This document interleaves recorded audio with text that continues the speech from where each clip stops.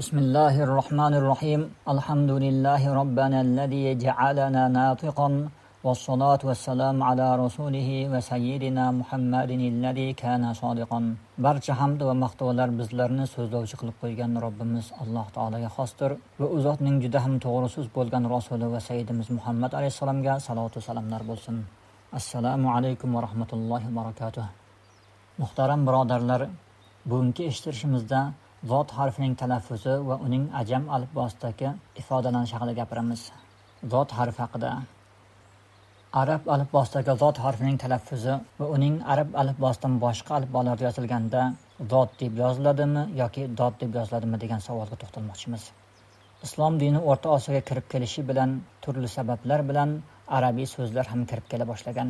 Shu vaqtdan boshlab to o'ruslar bosqinigacha bo'lgan davrda ko'plab Allom Az-Zamaxshariy, Abdurahmon Jomiy va Alisher Navoiy rahmatulloh alayhimlar kabi qanchadan qancha islom dinini va arab, fors va turkiy tillarni juda puxta o'zlashtirgan tilshunos olimlar chiqqan. Xossatan O'rta Osiyo xalqlari ishlatib kelayotgan barcha so'zlar juda ko'plab mohir dinshunos va tilshunos olimlarning iste'molidan va ularning nazoratidan o'tib kelayotgan so'zlardir. Hammamizga ma'lumki, barcha turkiy va forsiy tillarda arab tilidan o'zlashgan va zot harfi bilan yoziladigan zarur, ziyo, ziyofat va fazilat kabi ko'plab so'zlar mavjud. Mazkur so'zlar necha asrlar davomida z tovushi bilan ishlatilib kelingan. Qadimgi ulamolarning va hatto keyingi davrdagi tilshunos olimlarning birontasi ushbu so'zlar z tovushi bilan aytilishi xato, bu d tovushi bilan aytiladi deb e'tiroz bildirgan joylar topilmaydi. Zot harfini dod deb talaffuz qilish O'rta Osiyo xalqlariga mustaqillikdan keyin Misr qoriylarining qo'lida ta'lim olib kelgan ilm ahllari orqali kirib kela boshlagan.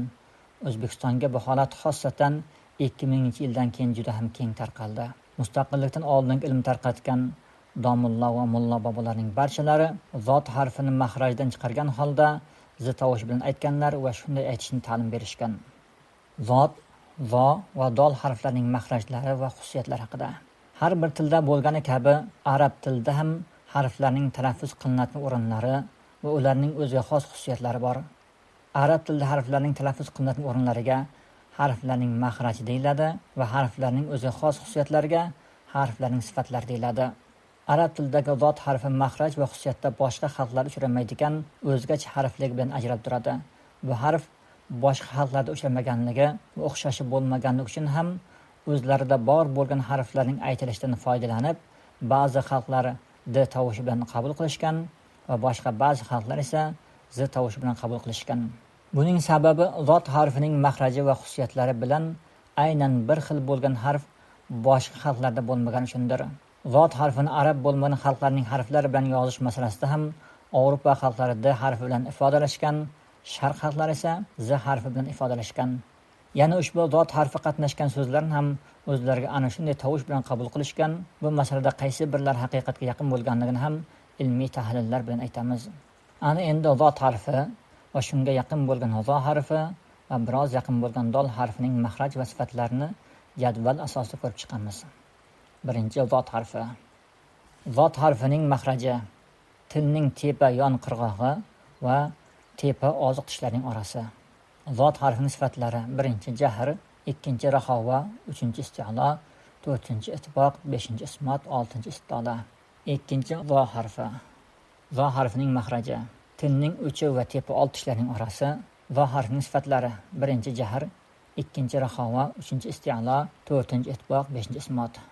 Uchinchi dol harfi. Dol harfining mahraji tilning uchi va tepadagi old ikki tishlarning tubi. Dol harfining sifatlari: birinchi jahr, ikkinchi shadda, uchinchi istifola, to'rtinchi infitoh, beshinchi ismot, oltinchi qalqala. Ushbu jadvalda ko'rib turganingizdek, zot va zo harflari aytilishda 5 ta sifatda bir xil, dol harfi esa 2 ta jahr va ismot sifatlarida bir xil. Mahrajda ham zot va zo harflari til va tishlarning orasidan chiqadi, ammo farqi zot harfi til bilan jag tishlar orasidan chiqadi, zo harfi esa til bilan old ikki tishlarning orasidan chiqadi. Bu harflarning mahrajda til va tish qatnashayotganligi uchun ham bir-biriga juda yaqindir. Dol harfi esa tilning uchi va tepadagi ikki old tishlarning milka tutashgan joydan chiqadi. Bu harfda esa til, tish va milk ham qatnashayotganligi uchun biroz farq bor. Ushbu tahlillarga binoan zot harfini d tovushi bilan ifodalayotganlar zo harfiga kelganda z tovushi bilan ifodalashadi. Bu esa o'ta mantiqsiz holatdir. Zot va zo harflarining bir xil tovushga ega ekanligi to'g'risida. Zot va zo harflari bir xil tovushga ega. Bu harflar faqat chiqadigan joylari bilan farq qiladi. Bu haqda tajvid kitoblarida va fiqh kitoblarida keltirilgan va yana alohida risolalari ham bitilgan. Biz qo'yida shulardan birini keltirish bilan kifoyalanamiz. Qiroat olimlaridan Makki ibn Abi Talib rahmatullohi Ar-Ru'aya kitobi shuni keltiradi. Va zod yushbahu lafzuha bi lafzi zo li'annaha min huruf al-itbaq va min al-huruf al-musta'aliya va min al-huruf al-majhura. Wa la ikhtilafu al-makhrajayn wa ma fi az-zod min al-istalati lakan lafzuhuma wahidan va lam yaxtalifa fi as-sam'. Tarjimasi: zot harfining lafzi zo harfining lafziga o'xshatiladi, chunki u itboq harflaridan va yo'g'on harflardan va yana majhura harflardandir. Agar ikkalasining chiqadigan joyida farq bo'lmaganida va zot harfida istola, ya'ni cho'zilish bo'lmaganida, ikkalasining lafzi albatta bir xil bo'lardi va eshitishda ham farqi bo'lmasdi. Istola kalimasining cho'zish degan ma'nosi bor. Bu yerda istoladagi cho'zish deganda harfning ovozini cho'zish emas, balki zot harfining maxrajining cho'zilgan holatiga nisbatan qo'llangan.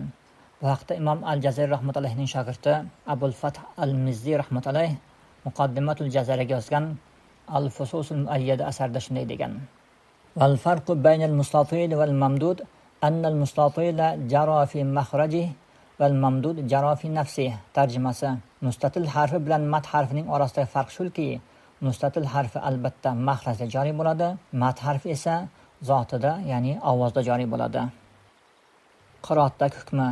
Qiroat olimlari va fuqaholar zot harfini aynan o'zidek talaffuz qila olmaslik ma'no buzilishiga olib kelishini va bu bilan namoz ham buzilishini aytishgan, ammo ba'zi imomlar aynan o'zidek aytishga qiynaladigan insonlarga yengillik sifatida zot harfiga yaqin bo'lgan harf zo harfi deb shu harfning talaffuzidan foydalanishga ruxsat berishgan. Endi ana shu ulamolarning gaplarini keltiramiz. Birinchi, Hanafiy mazhabimizning olimlaridan Tohir ibn Ahmad al-Buxoriy rahmatulloh Xulosatul Fatawa nomli kitobida shunday degan: "Aw qara'a wa qalu aida zalalna fil ardi yadha la tafsudu salatu." Tarjimasi: yoki va qalu aida zalalna fil ardi deb zot harfining o'rniga zo harfi bilan o'qisa namoz buzilmaydi. Ikkinchi, yana Hanafiy mazhabimizning olimlaridan biri Kamoliddin ibn al-Hammom rahmatulloh Fathul Qadir nomli kitobida shunday degan: "Va hasul hada in kana al-fasl bila mashaqqa katta ma'a sad fa qara'a at-talihat makana salihat tafsud wa in kana bi mashaqqatin kadha ma'a dhat wa sad ma'a sin va ta ma'a ta qila tafsud va aktharum la tafsud." Tarjimasi: hosil kalom shuki, agar sod bilan to harflaridagi orasini qiyinchiliksiz farqlash mumkin bo'ladigan bo'lsa, masalan, as-solihat kalimasining o'rniga at-tolihat deb o'qisa, namozi buziladi. Agar zo bilan zot, sod bilan sin va to bilan ta harflariga o'xshash qiyinchilik bilan farqlanadigan bo'lsa, ba'zi qavlda namoz buziladi deyildi, aksar ulamolar esa buzilmaydi deyishdi. Uchinchi, Hanbali mazhabining olimlaridan Abu Najj al-Maqdisi rahmatulloh Al-Iqna nomli kitobida shunday degan: "Va man la yuhsin al-Fatihata va yuhsinu ghayraha min al-Qur'an bi qadariha la yasihhu an yusalli khalfa man la yuhsinu shay'an min al-Qur'an." Tarjimasi: Fatihani bilmaydi, ammo Qur'oni Karimdan namoz joiz bo'ladigan darajada biladigan kishi Qur'oni Karimdan hech narsani bilmaydigan kishining orqasida namoz o'qishi sahih emas. Va hukman abdala min harfan bi harfin la yubdal kal al-taqi allazi yaj'alu ar-ragaynan. Yana Fotiha surasidagi harflardan birini almashtirish mumkin bo'lmagan harflardan biriga almashtirib aytadigan kishining hukmi ham xuddi ro harfini g'ayn harfiga almashtirib aytadigan chuchukka o'xshashdir. Ya'ni uning izidan ham iqtido qilib bo'lmaydi. Va nahvuhu hukmu man lahana fiha lahnan yuhil ma'na. Yana Fotiha surasida ma'no buziladigan darajada lahn qilib, ya'ni kuyga solib aytadigan kishining hukmi ham shundaydir. Ya'ni unga ham iqtido qilish joiz emas. Illa zadal maghdubi va zallin bida فتصح كمثله لأن كل منها من أطراف اللسان وبين الأسنان وكذلك مخرج الصوت واحدة. Magaram mavdubi va zolindagi zotni zoga almashtirib aytadigan bo'lsa, xuddi zot harfini to'g'ri aytadigan kishidek, unday kishining imomatligi sahihdir. Chunki har ikkala harf ham tilning cheti va tishlarning orasidan chiqadi va shuningdek ovozning chiqadigan joyi ham bittadir. 4. Hanbaliy mazhabining olimlaridan yana biri bo'lmish Mansur ibn Yunus al-Buhuti rahmatullohi Ar-Rawzul Murabba Sharh Zadul Mustanqa nomli kitobida shunday degan: "Va la tasihhu imamatul ummi mansubun ila al-umm ka'anna 'ala al-halati allati waladathu 'alayha wa huwa ay al-ummi man la yuhsin ay yahfazu al-Fatiha aw yudghimu fima la yudgham bi ay yudghima harfan fima la yumathilu aw yuqaribu wa huwa al-arat aw yubdilu harfan bighayrihi wa huwa al-thaq kaman yubdilu ra ghaynan illa zadal maghzubi va zallin biza." Tarjimasi: ummiy kishining imomligi sahih emas. Bu so'z ya'ni ona degan so'zga tegishlidir. Go'yo undan tug'ilgan holatidek deganday. U ya'ni ummiy shunday kishiki Fotihani yaxshi aytolmaydi, ya'ni yaxshi yodlamagan yoki biror harfning o'xshashi yoki yaqini bo'lmagan harfning ichiga kirgizib idg'om qilinmaydigan joyga idg'om qiladigan kishidir. Unday kishini arat, ya'ni duduq deyiladi, yoki biror harfni boshqasiga almashtirib yuboradigan kishining ham imomligi durust emas. Unday kishini al-tag, ya'ni chuchuk deyiladi. Xuddi ro harfini g'oyn harfiga almashtirganidek, magaram mag'zubi va zolindagi zotni zoga almashtirsa, unday bo'lmaydi. Ya'ni bunda namoz sahih bo'ladi. Imom al-Buhuti rahmatullohi ushbu gapini Kashshoful Qino kitobida ham keltirib bunday degan: "Illa zodal mag'zubi va zolin ida abadalaha biza fatasihhu imamatuhu biman la yubdiluha za li'annahu la yasiru ummiyan bihadal ibdal." Tarjimasi: magaram al-mag'zubi va zolindagi zotni zoga almashtirsa, unda uning imomatligi sahih bo'ladi. Zo harfini zotga almashtirganning aksiga, ya'ni zo harfini zot harfiga almashtirsa namoz buziladi, chunki u bu almashtirib aytishi bilan ummiyga aylanmaydi. Arab tilidagi z tovushni beradigan harflar haqida. Muhtaram birodarlar, arab tilida z tovushni beradigan 4 xil z harfi bor. Bular zal, za, zot, zo harflaridir.